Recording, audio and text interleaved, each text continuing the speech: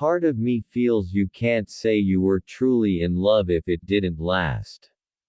If I end up getting married and having kids, that's when I'll know it's real, because it lasted. I look out at the stadiums full of people and see them all knowing the words to songs I wrote. And curling their hair. I remember straightening my hair because I wanted to be like everybody else, and now the fact that anybody would emulate what I do. It's just funny. And wonderful. I like to write about love and love lost because I feel like there are so many different subcategories of emotions that you can possibly delve into. I don't have a type. I don't have a specific kind of human being. It's just kind of an X factor of sorts. Everybody I've ever dated has been a case-by-case situation. I love being a part of the country music community. You can't generalize about an entire country, but I like the energy of British men.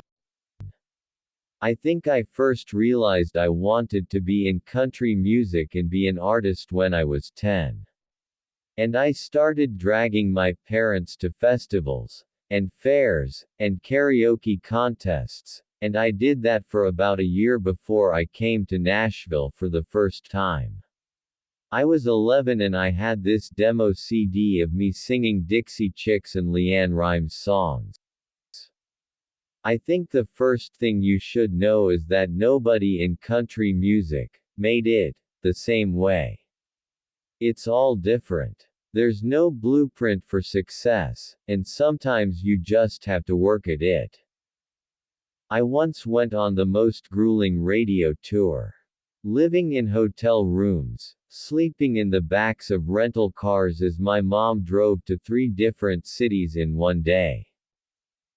I would love to sign on to do a movie if it was the right role and if it was the right script, because I would be taking time away from music to tell a big grand story, and spend all of my time and pouring all of my emotions into being someone else.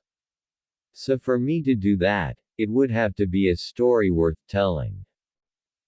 When I'm getting to know someone, I look for someone who has passions that I respect, like his career. Someone who loves what he does is really attractive.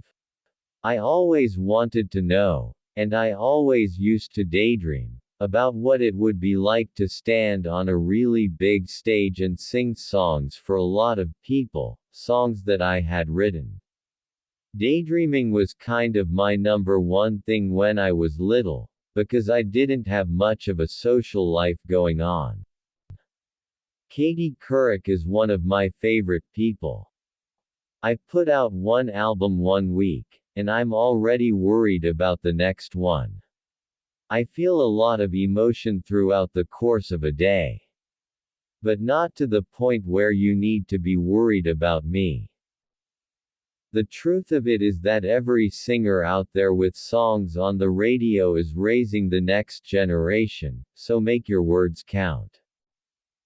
For some reason, I'm really comfortable talking about my personal life in songs. I'm sick of the tabloids saying I obsess over guys.